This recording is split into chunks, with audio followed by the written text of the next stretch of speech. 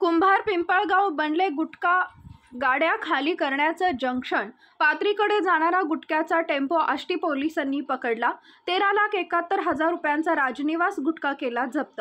बीड जिल्ह्यात गुटखा विक्री आणि तस्करीचा पूर्णपणे प्रतिबंध असल्यानं गुटखा माफियांनी गुटख्याचे कंटेनर खाली करण्यासाठी घनसावंगी तालुक्यातील कुंभार पिंपळगाव या गावाची निवड केली।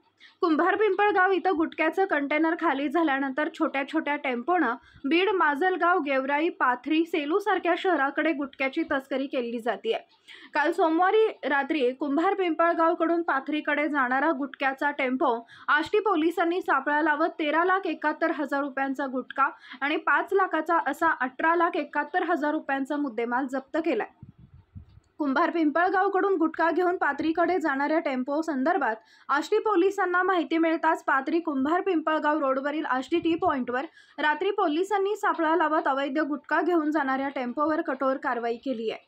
या कारवाईत 13 लाख रुपयांचा राजनिवास गुटखा व 5 लाख रुपयांचा टेम्पो पोलिसांनी जप्त केलाय। या प्रकरणी आवेज खान या आरोपीला पोलिसांनी ताब्यात घेतले असून आष्टी पोलीस ठाण्यात गुन्हा दाखल करण्यात आलाय, अशी माहिती सहाय्यक पोलीस निरीक्षक गणेश सुरवसे यांनी दिली आहे।